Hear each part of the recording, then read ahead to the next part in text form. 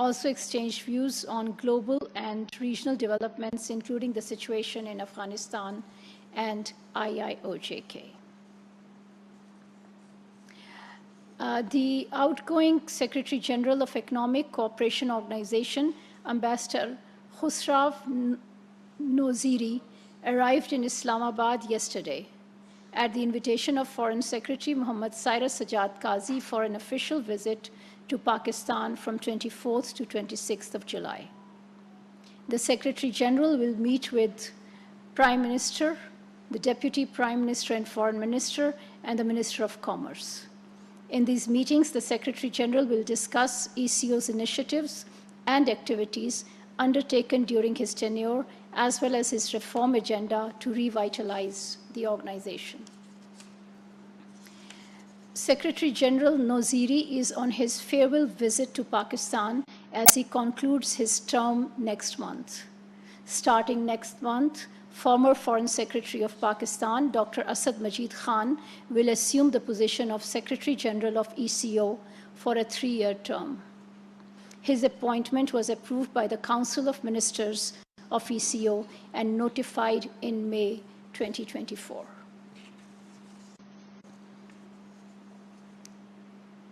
Pakistan is hosting a 2-day regional conference on export control program for dual-use goods in Central Asia on 24th to 25th of July. The conference has been organized by the Ministry of Foreign Affairs in collaboration with the European Union. Senior officials and experts from Kyrgyzstan, Mongolia, Pakistan, Turkmenistan, Uzbekistan, Kazakhstan, the United States, the European Union, and the United Nations and other international organizations are participating to discuss national approaches to strategic trade controls and promote international cooperation in line with UN Security Council Resolution 1540. At the inaugural session yesterday, Foreign Secretary Mohammad Cyrus Sajjad Qazi emphasized Pakistan's commitment to non-proliferation and disarmament while advocating for developing countries' access to dual-use goods and technologies. The regional conference highlights Pakistan's robust cooperation with regional and global stakeholders in non-proliferation efforts and demonstrates Pakistan's commitment to the implementation of strategic trade controls in line with the objectives of UNSC Resolution 1540. Pakistan welcomes the declaration of unity by the Palestinian political factions in Beijing. We recognize and commend China's role in bringing the factions together for meaningful negotiations. Unity amongst the Palestinian people is of paramount significance in view of the ongoing war crimes against the Palestinian people, particularly in Gaza, and the blatant disregard for international law by the Israeli occupation forces.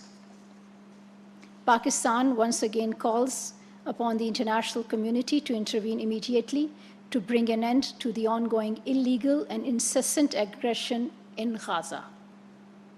We also reiterate support for the realization of the inalienable right to self-determination of the Palestinian people, their right to return to Palestine, and the establishment of an independent state of Palestine with Al-Quds al-Sharif as its capital.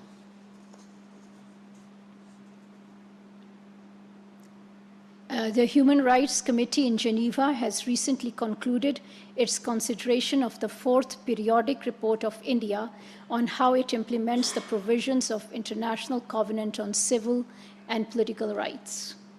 During the proceedings, important questions were raised about arrests under draconian laws like Public Safety Act and Public Security Act, and frequent suspension of mobile internet services in Indian illegally occupied Jammu and Kashmir. This demonstrates continuing concerns of the international human rights machinery about the dismal human rights situation in IIOJK. We call on the international community to take note of the human rights abuses by India in IIOJK and to bring an end to the suppression of the Kashmiri people. Pakistan will continue to extend political, diplomatic, and moral support to our Kashmiri brothers and sisters for the just and peaceful settlement of the Jammu and Kashmir dispute in accordance with the UN Security Council resolutions. Now, a couple of announcements. At the invitation of the Speaker of the Islamic Consultative Assembly of the Islamic Republic of Iran, Muhammad Bagher Ghalibaf, the Prime Minister of Pakistan, Muhammad Shehbaz Sharif, will visit Tehran on 30th of July to attend the inauguration ceremony of the President-elect of Iran, Dr. Masoud Pezeshkian.